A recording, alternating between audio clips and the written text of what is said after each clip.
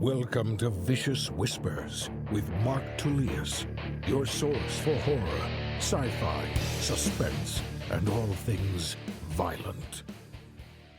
Hey, what's up, guys? Thank you so much for joining me today on Vicious Whispers with Mark Tullius. Today we have episode 172. At the end of the episode, we will have 3 of the scenes from Trying Not to Die in the Pandemic. Hopefully you guys are digging that one. I think this will put us well past the halfway mark. So flying through this one, doing 3 at a time. Pretty excited about today. Today I get to go to Midsummer Scream. They always put on really cool events. The Horror Writers Association is having a booth. I think it's 537. It is at the Long Beach Convention Center. Pretty cool venue. I will be there tonight from 6 to 10, signing books, meeting people. Looking forward to hanging out with my co-authors and other authors from the group. Evan Boffman, who's doing Trying to Die in a Dark Fairy Tale. I'm meeting him early to get some books from him to talk about his book. Brian Asman's going to be there, Kevin Anderson, a couple of my other friends. So really cool to see all of them. Hopefully John Palisano will be there as well. I'm sure he will. So that should be a pretty cool event. Just going to be selling Untold Mayhem, which is currently on sale for 99 cents. Campbell book, I think, for the next 3 days. What else do we have? I'll be selling Twisted Reunion and then the Try Not to Die series. Those are the main ones I'll be doing because it's a horror convention. So I will focus on that. It's been an awesome week as far as yoga, exercise. My friend George and I had been doing a 30-day detox program on inner dimensions. I really enjoy the teacher Travis Elliott and his wife. So that program was pretty difficult. It was hard to stay with it. We weren't doing it every single day. We did every one of the 30 days, but we didn't do yoga on the weekend. So we would just, push those days off to Monday or whatever. But then oftentimes I would be doing other types of yoga in between, or if I missed a day. But we just did the final one the other day, and it was brutal. It was pretty awesome. It was a good reminder of not only how far we've come, but also how far we still need to go, what our limitations are, all these new poses and flows. And so that's kind of fun. And also I picked up lifting with him again this week, which made the yoga much harder. I was definitely feeling a lot more, but it's all good. So I've been feeling good physically, just the importance of taking care of yourself. I also went to acupuncture this week. That's always nice. And so very fortunate that I have the time, or that I'm making the time to take care of my body. I have so many friends that just do not do that just given up, that just said, fuck it, that just want to eat whatever they want and drink whatever they want and not go to the doctor and all this kind of stuff. It's like, cool, no problem, man. Like, live your life how you want to live it. Don't be upset later on if shit goes bad. I also had another exciting thing. I contacted Duncan Ralston last week to ask him suggestions for an artist for Trying to Die's books at Death Fest. Wild West. I want to do Our Fucked Up Little Family. I need to do Trying to Die Bite-Sized Stories 1 and 2, and then another box set. So I have a lot of stuff I want covers for, but especially the Death Fest and, well, all 3 of them, because I want to put them out for pre-orders, and they're getting much closer. So Duncan's guy couldn't do it. I reached out to my buddy Jay, who did Ain't No Messiah, the cover for Ain't No Messiah, which is definitely one of my favorite covers. I think it's badass. He also did Trying to Die at Grandma's House 1 and 2. He did the original cover for Untold Mayhem. I think he's done some other ones. He was the creator of, he built Derek the Demon, the puppet. He's done all kinds of cool art for me. So I had him over to the house just to hang out, catch up. And he could use the work right now. And so he's knocking out those covers, which is badass. So he should have something for me next week. And with Jay, it's cool because I was able to tell him my ideas. Like, okay, here's what the co-author and I were thinking. Here's like 3 different ideas, but here's what the story's about. What do you think? And on each of these, he came up with a different idea. Death Fest was the same idea. He came up with his own, and it's the same as ours. The other ones he came up with were original. I think they're going to be super cool. And so I am excited to see that. I'm excited. It's such a cool thing to be able to collaborate with friends.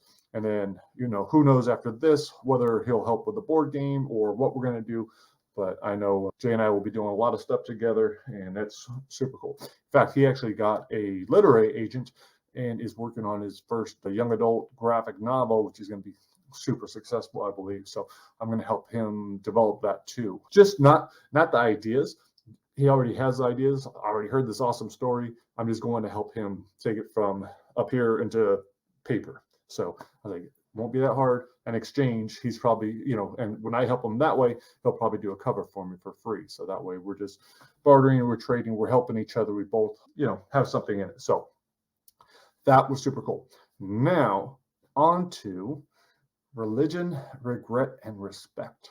That's what I'm writing about today in the newsletter. I don't know how much I'm going to get into it because the biggest thing was I don't want to, not only because I don't want to fuck with my readership. So part of it is business wise. If I were to say, this is what I believe, this is the truth, you believe something else, you're wrong, I would lose a lot of my readers. Like half people are going to be this way, half people are going to be that way, or maybe more or less, whatever. So a significant portion would be offended by whatever I had to say, whether it be religion, politics, shit you just don't talk about, shit I don't talk about. So, I didn't want to bring it up. But if we do it respectfully, and I think that's what this is all about, then it shouldn't be an issue. And I think, all right, so here's where it all comes from. The other day I posted something about regret. I posted a regret meter. I just found a meter online and put it up. It said, how much regret would you have when you find out that you're about to die on your deathbed? How much regret are you going to have? I believe, it's been a long time since I saw it. I never really actually read the study, but I believe a lot of people have a lot of fucking regret on their deathbed. I think that's the number one thing. Like they worked too much. They did this. They didn't tell my family this, blah, blah, blah, blah, blah. I wanted to do this, I wanted to do that. So I think about death often, obviously, whether I'm writing or whether I'm thinking about my own, something that has helped me a lot that I do just about every fucking single day is remind myself like, this could be it. I could die today. My kids could die today, because having the kids die, that was such a scary thought. That was debilitating when my daughter was born. I was so fearful of that. But after I accepted that I have no control over if the car's going to come and destroy my family in a second or shit, who knows what it's going to be, whether it's cancer, whatever it is, like something can happen. So I think about that a lot. I've thought about my mortality a shit ton. One of my friends posted, a good friend of mine who has cancer, he's been fighting cancer for a while, doesn't probably have a long time to live. He was saying, that my number, I said I was on the very low end, that would drastically change the second that I found out that I had something wrong with me, that it was imminent death. But I kind of disagree. I could only imagine what it's like. I spent a lot of time with Michael Porman for my TBI book, who had cancer, who was dying, who was living his life, and just amazing the way that he handled death. Sure, he was sad about some things that he wasn't going to see, but he didn't have those kinds of regrets. He didn't go out, trying to clutch onto everything. So that, I don't think I'm going to be that way. I don't know. I don't want to die, but we're going to fucking die. And I don't have regret because of the way I have lived my life. There's shit that I regret about my life. I regret my past. I regret certain things, certain ways that I thought and certain things that I did and people that I've hurt and all that kind of stuff. That shit's all behind me. I have been living what I feel is a good life. I try to help other people. I try to be loving, but honestly, all I really fucking care about is my family. So, and that has been the most important thing for so long. I've been, stay-at-home dad. So I've been able to be such a big part of my kids' lives, and not that I always have, and that I have at times put my work first. I've got a babysitter, I got a nanny before for certain times so I could work, and so it wasn't like all my attention was into the kids, but it's been an important part of my life. And my biggest thing, what I've told myself from the very start, and a big part of this too, is like I figured I would have been dead by 24. I would have killed myself by 24. Like every year that I go along, I'm like, oh, bonus. So there's that. But my job as a parent, my job as a person, why I'm here is to make sure that those two kids love themselves, know they can do anything that they want to, and that they will not need me when I do die. So those are my things. And I feel like I've accomplished that. They would be very upset and sad and miss me and everything else about it, I hope. But they would be okay. They wouldn't have all these problems because I was no longer there, because I've already instilled all these things in them. My wife and I have instilled those things in them. So no, I don't think damn, yeah, fuck, I might get some terrible news. I'm always kind of half expecting it, not fearing it, but I wouldn't be surprised if I got cancer. I wouldn't be surprised by all these other things. I think a lot of people think they're immortal, and they're just doesn't matter what they do, whatever else. I realize I've taken risks. I've abused my body. I've abused my brain. I've done a lot of shit, and nothing is. So there's that. So I'm very curious what your regret meter is. How high are you? Would you have a lot of regret from, not spending time with your kids, not telling people that you love them? Maybe it's not accomplishing enough. I know some writers where they need to accomplish, they need to reach that bestseller. If they don't reach bestseller, then they never made it. I realize, yeah, that'd be nice, but it's not going to change my life any bit at all. Like it wouldn't improve my life. For some people, I know the finances would make a huge improvement or whatever else. But in my case, whether I had $1 million and everyone knew me and this and that, it would probably just cause more problems, honestly. I still want that problem and I'll take it on, but it wouldn't make my life any happier. I wouldn't be more accomplished because I wrote 2 more books or 3 more books, or this book was a success and that one, So accomplishments don't mean shit. I mean, to me, they don't. So everyone has their own beliefs, though. But I would love to know where you land on the regret meter. Do you have a lot of regret? Do you think you won't have regret? What are your reasons? I love learning from other people because most people keep this shit and most people don't want to talk about it. And most people are not very real about it when they do, not very honest. So be honest with yourself and think about that. Think about how you're going to feel when it's your time and realizing that time could come at any moment. So maybe you have something that gives you a lot of, maybe you have faith, maybe you have confidence that something is going to happen that's wonderful after you die. And so death, there's nothing to regret, nothing to worry about, nothing, maybe that's there too. So let's go into the second part of this. Let's go into religion, because I had a very good friend text me later that night after seeing my post about regret. And he texted me saying he hoped that I wasn't using that as a compass, and that pretty much saying, if you don't believe in God, you're going to burn in hell. I don't believe in God. I don't believe I'm going to burn in hell. But my beliefs, so here's where my issue is with that. So I thanked him. I said, dude, I appreciate your love and concern. I think we have different belief systems, but our moral values are very similar. It's pretty much live a good life. That is my thing. That is what I'm going off of. I want to live a good life. I'm not worried about what may or may not happen after we die. If I burn in the depths of hell, then so be it. Like, I wouldn't want to be part of that God that would send people to hell for simply not obeying him or whatever little rules he has. So that's that. That's my little rant. But the big thing is beliefs. If you believe in religion, whatever you believe in, it's a belief. It is not a fact. Your set of circumstances, you were exposed to this, this, and this. So now you believe this, this, and this.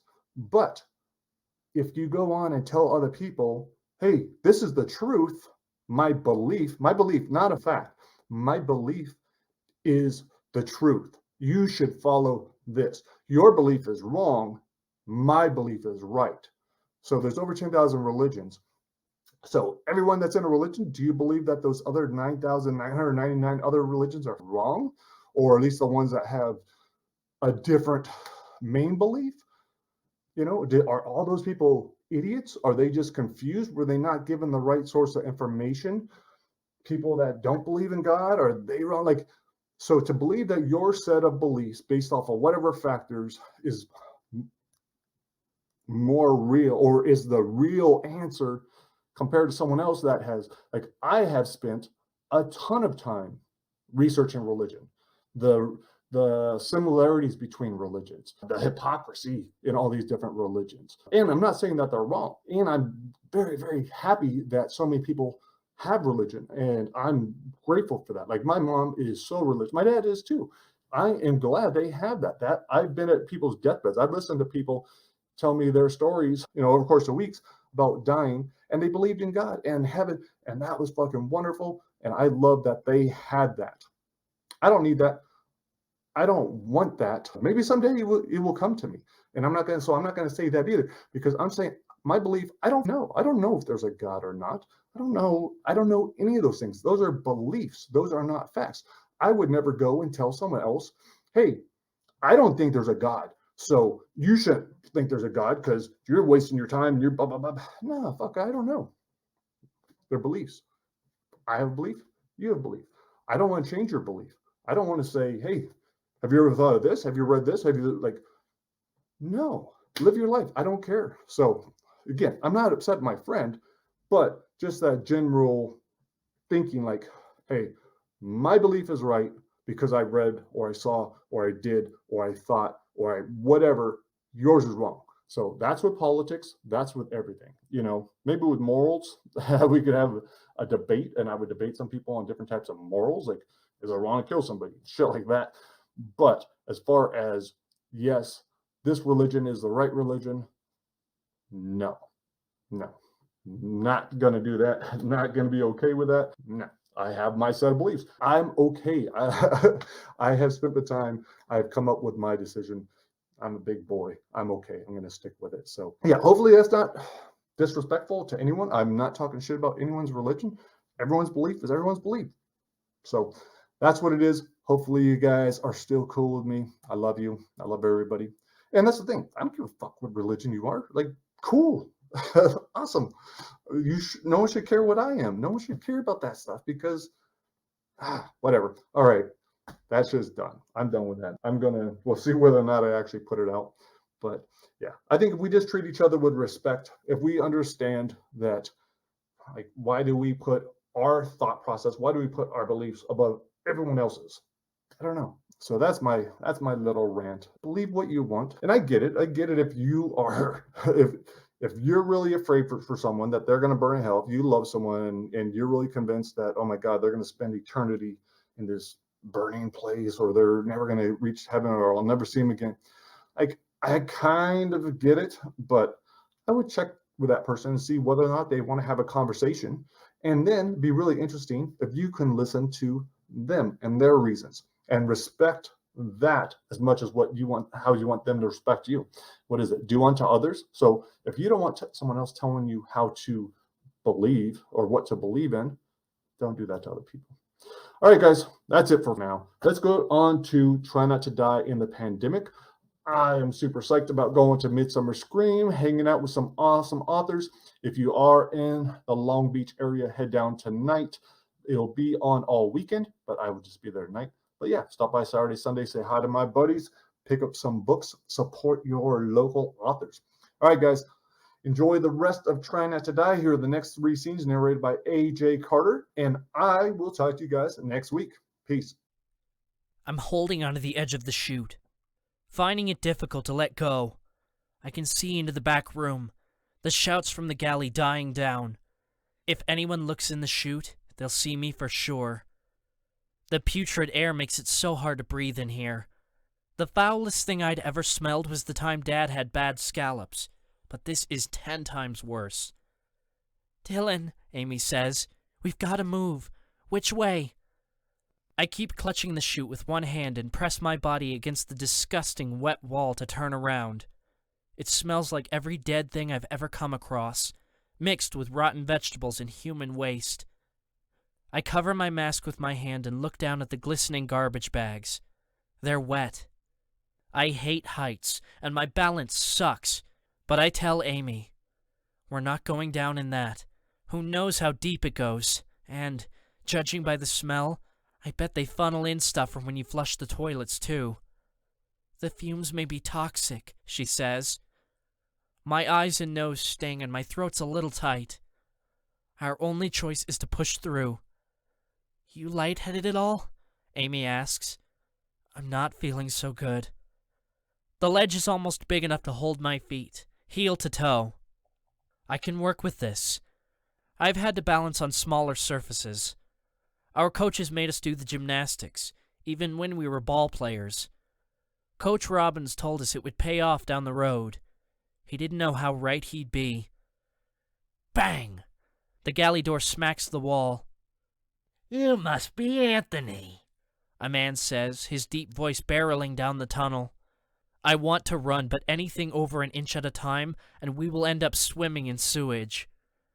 Everywhere I touch is filth, and I'm feeling like I might have to puke. Hey, you hear me? The guy says, the voice muffled but loud enough to make out. What's that? Anthony says, his voice distorted. You need a mask back here. You, Anthony? I'm Charlie, Anthony says. Just came back to get some tomatoes for the pasta sauce. Amy maneuvers around the corner and whispers, We've got to move. These fumes can't be good for us. I'm not worried about messing up my lungs, only what Anthony's going to tell him. I say, I'll be right behind you. So, where'd he go? The bad guy asks.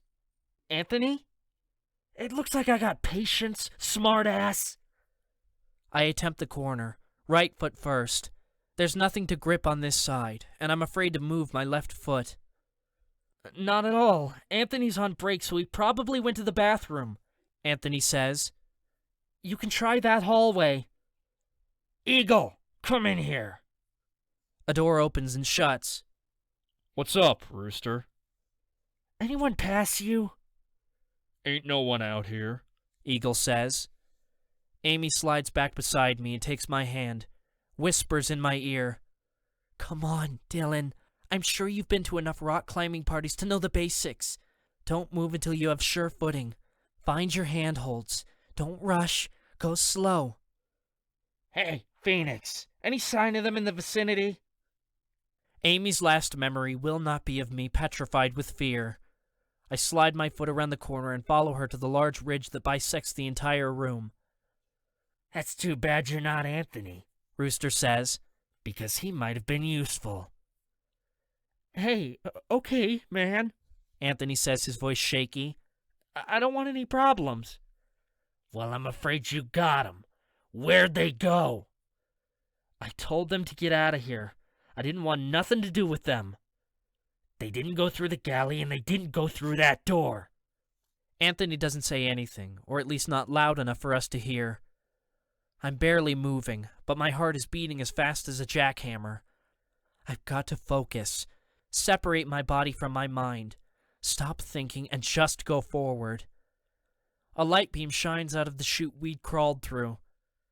Could they have fit inside here? Asks Rooster. It's a garbage chute, Anthony says. I don't think anyone can fit in there. They're kids, you idiot, Rooster says. Of course they can. The light turns off. Where does this head to? Rooster asks. Where else accesses it?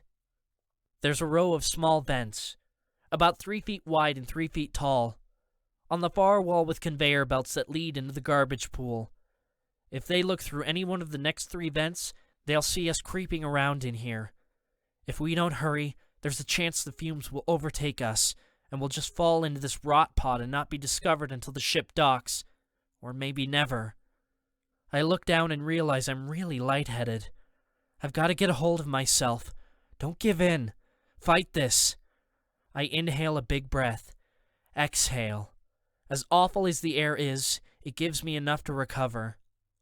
Phoenix, find a map of the boat and what rooms connect to the garbage pit closest to the Bellaforte galley, Rooster says. Monitor every hallway in the area. We keep inching along the wall, are nearly to the first of the 3 vents. I don't care you're by yourself, Rooster says. Crow says they don't get away. Amy's at the first vent. She leans in and whispers, What should we do? We can't waste any more time. Let me go first. She doesn't argue, just scoots to the side, offers her hands as a stirrup. I don't want to put my dirty shoes on her, but both of our hands are already black with filth. Will you be able to get up behind me? She nods and boosts me up and into the vent. Nothing on the belt beside a few sheets and towels. The air is already better. The wooziness is fading. I crawl a few feet along the conveyor. Tell Amy, grab my ankles to pull yourself up. Amy takes hold of my right ankle and pulls herself up. My toe slips out from under me and her weight slams my shin into the edge. There's no stopping my yelp. They're in here! Eagle shouts. I knew it! I push up on my elbows and army crawl forward, bringing Amy with me, ignoring my throbbing shin. My breathing is ragged, my adrenaline dumping. We've got to get out of here. The room ahead of us is dark, but I make out large yellow bins on the ground. Also, there are some large, boxy things behind them. Washing machines, dryers. It's an empty laundry room. I'm about 4 feet from the floor, no way to turn around and ease myself out. I say, "Hold my feet." She grabs them, and I crawl out of the tunnel, use my hands to walk down the wall until I touch the cold tile floor. I tell Amy to let go, and I roll forward onto the floor, popping up to make sure no one is in here. I hurry back to the vent and help Amy out. She reaches for her back pocket, her eyes going big. "I lost the blade. It must have fallen." The big laundry bins to our right are nearly filled to the top with unfolded white towels. All the machines look empty. To their left, there's a door and several tables with stacks of folded towels and sheets. I move toward the door, freeze at the sound of footsteps. Just outside. Voices. Rooster and someone else. The footsteps stop. The door handle jiggles. It doesn't open. It's locked. "Open it," Rooster says. I am, Anthony says, sounding like he's been crying. "Sorry, I don't know what key it is." "Come on," Rooster says. "We don't have all day." "I'm trying." If they see us, we're dead. "Give me the keys," Rooster says. "Let me do it." Time to make a decision. To hide inside an industrial dryer, go to Chapter 27. To go back inside the garbage chute, go to Chapter 28. To hide in a laundry bin, go to Chapter 29. There's no way we can make it into the garbage chute in time, and hiding inside dryers and washing machines is a bad idea, even when there aren't bad guys chasing you. The laundry bins are all we've got. I pull Amy past the row of dryers, the bins piled high with unfolded sheets and towels. Back by the washers, some of the bins are filled with unwashed whites, the others nearly empty. I point Amy to the halfway full one tucked between the wall and the last machine. "Get in," I whisper as the laundry room lock clicks. Amy's in the bin on her back, looking up, her eyes full of fear. There's no time for me to find another bin, so I grab an armload of damp sheets and towels from the bin beside us and climb in with Amy. The door opens and boots clack on the tiles. Rooster says, "Now that wasn't so hard, was it?" "No, sir," Anthony says, sounding like an entirely different person. Broken. The lights flicker to life. The wall of machines make it hard to hear footsteps, but I'm assuming there's a couple of them. I hover over Amy so I don't squish her. Have her help cover us with the laundry. "Eagle, check that garbage chute over there," Rooster orders. "Chicken, take these keys to the next room." "You got it," Chicken says, sounding stuffy like he's fighting a cold. "Yell the second you see them. Don't want to end up like Eagle," Rooster says with a little laugh. Yeah, let's see how he does one-on-one, Eagle says. Amy squeezes me tight, her arms and legs wrapped around me. I've never been this close with another person in my life. Our eyes just inches apart, her heart rapidly beating beneath mine. Our breath is shallow behind the masks, but still so loud in the silence around us. He's not in there, Eagle says. This is some kind of compactor, too. Her eyes go big like she's imagining what could have happened to us if we'd hidden in there. "Any sign they were in there?" Rooster asks. "There's nasty handprints all over this wall," Eagle says. Damn it. This is it. My best hope is to be a human shield for Amy. Hope she can survive. "Can someone lock the door from the outside without a key?" Rooster asks. "I'm not sure," Anthony asks. "Can I check?" A loud smack makes Amy hug me even closer. Anthony cries out in pain. "I'm sorry." he says. I'm going. Eagle, take the dryers, Rooster says. The weight of the room seems to change, the bad psychic energy descending like a blanket of hard rain. You can lock it on the way out, Anthony says. Doors clank and thud, creak and thwack, Amy cringing every time, our hearts racing. Even under the towels, the lighting and shadows change as people move about the room. Someone enters our row and starts opening and shutting the washers. Tears are leaking from Amy's eyes. I pull down my mask and mouth the words, "Can I?" She nods as the slams come closer and closer. I lower her mask. So much beauty, so much fear. "Nothing in these," Rooster says. We're wasting our damn time with this, Eagle says. They could be anywhere. Tell that to Crow. This isn't how I imagined my very first kiss, but there's no one else I'd rather it be with. I put my lips against Amy's and stare into her eyes, a turbulent ocean ready to wash us away. Phoenix, come in, Eagle radios. What other rooms connect to it? Have you seen them in the halls? Rooster walks away from us and says, "Get away from that door."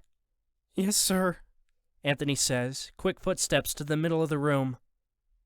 Don't get smart with me, Eagle says, I'm assuming over the radio. What's that, Crow? 335, Rooster says. Got it. I've got no idea what that refers to, but I hope it's not their time of departure, 7 hours from now. Maybe it's code for their next move. Let's move on, Rooster says. Okay, Anthony says. You still need me? No, Rooster says. Your service is complete. Thank you, Anthony says. Amy pulls me in closer and kisses me deeply, the relief mutual. My pleasure, Rooster says, sounding about as evil as can be. Hey, Anthony's sentence turns into gagging. Don't fight it, Eagle says, his voice strained. Anthony's muffled pleas for air, for help, pierce my soul. I want to jump out and save him, but Amy's holding me tight. I'd only get us killed too. The seconds tick by as the struggle drags on, finally ending in silence. Rooster says, Tougher than he looked, huh? This isn't what I signed up for, Eagle says a little out of breath. Like I said, talk to Crow, Rooster says. What are you doing? Grabbing his wallet. Maybe a memento or two. No telling how much these delays are going to cost us. Fine, but hurry up. Footsteps head away from us. A door opens and closes. I listen closely but can't hear a thing. There's no way to know if one of them stayed behind, and they're just trying to draw us out. The ship's framework creaks ever so slightly. We're deep enough on the inside for most of the ocean sounds to be muted, but can still feel the movements in the water. We are rocking more than usual. In the quietest voice I've ever used, I ask, Think it's safe? Amy releases her grip, but she's still shaking. I don't know. They're probably with Chicken turning over whatever room is next to this one. And if they are out there laying a trap for us, then we're done either way. I keep the towel on my head and peer over the edge of the laundry bin. I can't see anything other than the washer and dryer units. Quiet as can be, I climb out of the bin and peek past the machines, make sure the rest of the room is empty, ignoring Anthony spread out on the floor, a twisted sheet around his neck. Amy's standing in the bin waiting for me. I help her out. With the light on, we can see just how disgusting we look. Our clothes soaked with oil and streaked with filth. I shuck off my sweatshirt and tell Amy to do the same. They've got a guy watching the cameras. Maybe this will confuse him. She says, How about the tiger mask? I tear it off and throw it into the bin on top of my sweatshirt. Good point. Amy has on a black t-shirt. She slips her mask in her back pocket and says, A bright red nose is probably just as much of a giveaway. I start down the aisle and warn her, Keep your eyes on the door. Amy nods and walks with me toward Anthony. I don't want to look at him, but I owe him that much. I say, he lost his life trying to help us. Anthony lies crumpled on the floor, chest not moving. His eyes are open and bulging, his mouth gaping, deep scratches on his neck from trying to tear off the sheet. Amy says, "Come on, Dylan, we can't help him." My anger surprises me, but it feels so much better than fear. We can't let them get away with this. But how do we stop them? Amy says. They have control of the ship. The Sea Marshal or your dad, I say. They're the only ones with guns. Time to make a decision. To go left down the hallway to find Officer Downing, go to Chapter 30. To go right down the hallway to head to Amy's cabin, go to Chapter 31. I put my ear to the laundry room door, but don't hear anything. No footsteps, no voices. There's an inside lever on the lock. I open it without a sound, pull the door inward slow and easy, look through the slit. Nothing but hall. No bad guys. I open it enough to walk through and say, "Looks clear." Amy shuts the door and leads us left down the hallway. There's a loud bang from behind. Probably the bad guys in the next room. We walk a little faster, but under control, cautious of every door we're passing. The corner coming up. I whisper, "We see anyone, and you just go. You run as fast as you can to your cabin." She shakes her head. We're in this together. We take the next left, the hallway long and empty. I say, "This is going to take us back to the galley." "That's good," she says. "I know the way from there." All I can think of are the screams before we disappeared into the garbage. Maybe that's not a good idea. "Well, I think it's a worse idea to head back that way," Amy says. A door slams shut down the hallway we'd been in. "I'll check the last room," Rooster says. "You guys head back." I don't know if back means our way, but we assume it does and start booking it toward the galley. We make it about 20 yards when the hallway lights flash off, everything cast in darkness, both of us coming to a halt so we don't crash into something. Amy finds my hand. "Oh my God," she whispers. "What now?" I say, "I don't know. Keep walking." After a few seconds, the lights pop back on. They flick immediately off, then on, off, on, like someone put a child at the controls. We turn the corner and hear sizzling sounds, smell the French fries and green beans. There's a body lying outside the galley door at the end of the hallway. The overhead speaker crackles to life. "Hello, passengers of the Aria," Crow says. "This is your new captain speaking." My heart drops to the bottom of my stomach. All hope lost. I can't move. "Wake up, sleepyheads," Crow says. "I have some very crucial updates for you. They are most certainly a matter of life and death." There are footsteps and voices around the corner. Amy pulls me after her and says, "We've got to hurry up." The announcement continues, Crow telling everyone to stay locked in their rooms. The galley's awfully quiet, nothing but sizzling sounds and the soft drone of Italian music. The guy lying face down on the ground's a handyman, a tool belt around his waist. Judging by the gray halo of hair, he might have been someone's grandpa, making the bullet hole in the back of his head that much sadder. "We, the liberating agents of change, have full control of this vessel, including keys to each and every one of your rooms," Crow says. I snatch a screwdriver out of the custodian's belt and hand it to Amy, hoping the 4 inches of metal will be enough to protect her. Those are the guys that hit the Euro rail in August. "Now you rich pigs shall see what it's like to be on the other side of the coin," Crow says. "You have 10 minutes to gather all of your valuables, including credit cards, driver's license, and any form of ID." Afraid someone's going to spot us in the hallway, and in desperate need of a weapon, I pull us into the galley. The smell hits me hard. A fastball to the face. It is a mixture of hot grease and diarrhea. I cover my nose and mouth with my left hand. God, smells like cooking meat inside a men's room at an airport. Amy says, so freaking gross. Don't look, I say, trying to block Amy's view of the carnage spread in front of us. The speaker crackles. Put all of these items in a clear plastic bag and tie it to your door handle, Crow says. Any room that doesn't have a bag will receive a visit from my crew. The galley is splattered with blood. The skinny dishwasher is a few feet in front of me, a river of red running from his neck to the drain.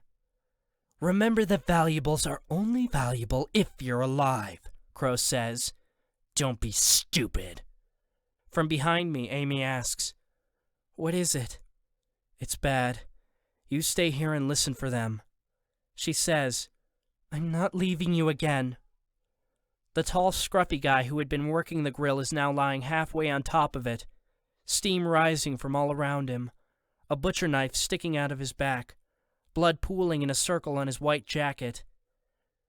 Beyond the grill, the pot-bellied man is bent over the deep fryer, his head inside the boiling vat of oil. The apple-dicing woman is curled up by her station in a puddle of blood.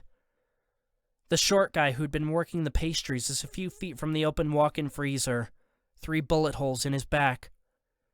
They're all dead, I say, all because of me. Amy keeps her voice low but stern. No, she says, it's because of these monsters. I need to find a weapon before they catch up to us. The last thing I want to do is pull the knife out of the grill guy, but I'm going to fight back by any means necessary. Even if these guys win, they're not getting away unscathed. My gut is wound up tight like dog hair wrapped around a vacuum roller. I take a deep breath and move to the main stoves, twist the burner dial to off. I slip away from the stove and around the dead man, search the other side for something sharp. There is a holder, but it only has tongs and spoons. A bunch of empty slots where the knives had been. Past the end of the stoves, the mustached man is boiling inside the fryer. I gag, picturing his face peeled off from the heat, cooking like pork skins in the boiling oil. Just leave him be, Amy says. I don't want to get any closer, but I'm not leaving him cooking. There's a bunch of buttons on the top of the machine. I press the lit-up orange one and it goes dark. The overhead vent cuts off and the boiling slows, smoke spreading everywhere. French fries and green beans, overcooked meat and burnt hair. Come on. Amy grabs my hand and takes me to the walk-in freezer to escape the smoke. The cold is immediate, a quick slap to the face. The air's better in here, but Amy positions herself in the doorway, waves away from the smoke. I'll be quick, I tell her. Maybe there's something useful. The shelves are stocked with food, which makes me angry. They've been feeding us freaking peanut butter and jelly sandwiches and bagels, while all the time they seem to have had plenty of food. There isn't anything other than boxes on the shelves, but there's something metal near the back. 3 meat hooks hang from a pipe, each almost a foot long from tip to hanger. I grab the wooden handle of one and take it down, swing it back and forth a few times. Anyone on the other side of this is going to be hurting really bad. Amy sees me taking down a second one and says, Is that for me? I can't use that. The meat hook feels solid in my hands. I say, No problem. I'm going double meat hook action. Amy spins around the galley. Dylan! Eagle, the bald guy with the bum knee, leaps at Amy, spins her around so her back is to him, his arm around her throat, his mouth just inches from her ear. I raise the meat hooks and warn him. Let her go. Eagle looks up and smiles, a holstered gun on his hip. Nah, she might smell like crap, but I think we'll keep her for a bit. It's about 8 feet to the freezer door. No way Eagle will get there before me with Amy struggling in his arms. I take another step and say, It'll be the last thing you do. Falcon enters the doorway, his left arm in a makeshift sling. his right holding a nearly empty bottle of whiskey by the neck. I don't think it will. Amy throws her body side to side and stomps on Eagle's boots.